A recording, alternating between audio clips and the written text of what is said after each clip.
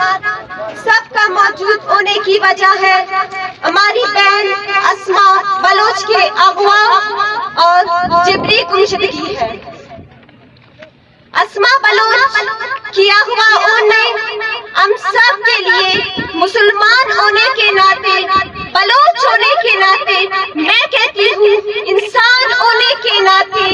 ایک شرف اور مرنے کی مقام ہے۔ ایسے واقعہ جہاں چار دیواری پہ پامال کر کے چند منڈے ہاں کر ہمارے بلوچ بہن کو اٹھا کر لے جاتے ہیں، یہ کسی سردار اور اس کے غلاموں کا یا کسی اور طاقت کا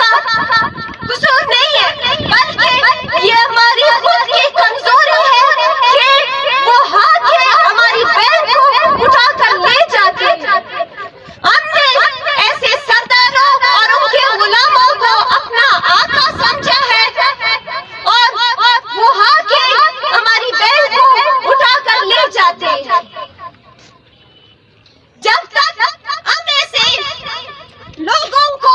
ایسے سرداروں کو اپنا سردار مانتے ہیں، یہ واقعات ہوتے رہیں گے۔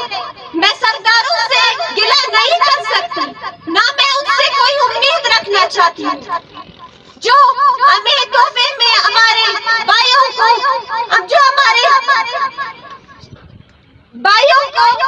شہید کر کے ہمیں تحفے میں دیتے ہیں، اور ان سے کیا امید کی جا سکتی ہے؟ چند پیسے یا ایک نوکری یا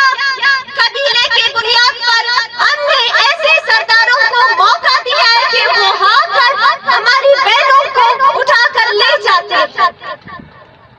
کل تک ایک بہن بیٹھی ہے، بیٹی تھی کہ اپنے بھائی کے لیے احتجاج کر رہی تھی، اور ہاں ایک بھائی بیٹھا ہے اپنے لاپتہ بہن کے لیے احتجاج کر رہا ہے، اور وہ جو ظلم موجود ہے وہ بلوچ قوم کے ساتھ ہو رہا ہے، چاہے وہ بلوچ نسل کشی ہو، چاہے وہ بلوچ جبری گمشدگی۔